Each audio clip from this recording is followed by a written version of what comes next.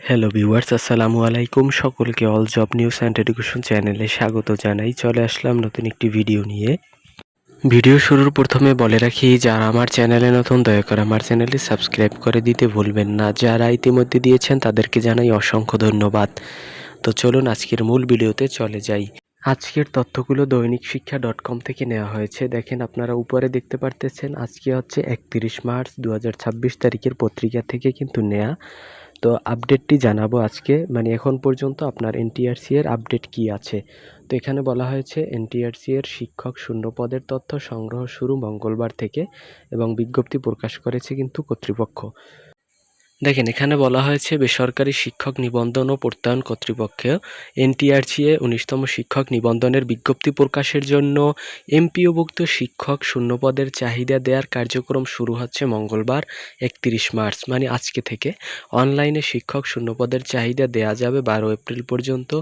রোববার এনটিআরসি-এর এক বিজ্ঞপ্তিতে এ তথ্য জানানো হয়েছে। তো আপনাদেরকে এর পূর্বের ভিডিওতেও বলেছিলাম যে যেহেতু এখনও শূন্যপদের তথ্য আজকে থেকে তারা নেওয়া শুরু করবে, তার মানে কিন্তু আপনার 12 এপ্রিল পর্যন্ত এটি চলমান থাকবে। তার মানে কিন্তু 12 এপ্রিলের ভিতরে আপনাদের সার্কুলার পাবলিশ করার কোনো রকমের সম্ভাবনা নেই। সুতরাং এপ্রিল মাসে মানে হচ্ছে 15 তারিখের পরে সম্ভাবনা একটা আছে। তো এখানে আরও বলা হয়েছে, দেখেন 31 মার্চ পর্যন্ত শূন্যপদের চাহিদা শূন্য হওয়া পদগুলো চাহিদা দেয়া যাবে। মানে হচ্ছে 31 মার্চ পর্যন্ত যতগুলো শূন্য পদ থাকবে ওই শূন্য পদের চাহিদাও কিন্তু দেয়া যাবে।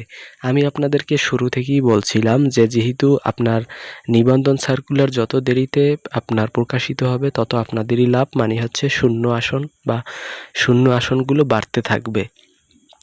তো এজন্য কিন্তু আরও কিছু পদ বাড়তে পারে। এজন্য কিন্তু বলেছিলাম যত আপনাদের দেরিতে সার্কুলার প্রকাশিত হবে তত আপনাদের লাভ দুইটা, একটা হচ্ছে আপনার শূন্য আসন সংখ্যা বাড়বে এবং হচ্ছে আপনার সময় বেশি পাবেন।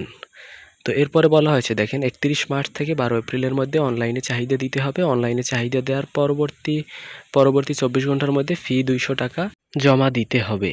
এনটিআরসি এ নিবন্ধনকৃত সব শিক্ষা প্রতিষ্ঠানকে অনলাইনে চাহিদা দিতে হবে। আগে জারিকৃত কোনো নিয়োগ বিজ্ঞপ্তির আওতায় অনলাইনে চাহিদা কোনোভাবেই বহাল থাকবে না। অফলাইনে হার্ড কপিতে অথবা মেইলে কোনো চাহিদা গ্রহণযোগ্য হবে না। এনটিআরসি এর আইন 2005 এবং পরিপত্র অনুসারে এমপিওভুক্ত শূন্যপদের ক্ষেত্রেই রিকুইজিশন করা বাধ্যতামূলক। তো এখানে বলা হয়েছে প্রতিষ্ঠান প্রধানরা বা প্রতিষ্ঠান কর্তৃক যেহেতু 12 এপ্রিল পর্যন্ত চাহিদা দেওয়া যাবে এবং এখানে ফি জমা দেওয়ার হচ্ছে সময় পাবে 24 ঘন্টার মধ্যে ফি জমা দিতে হবে, তাও হচ্ছে 200 টাকা। তো এটা আপনাদের জন্য কোনো তথ্য না।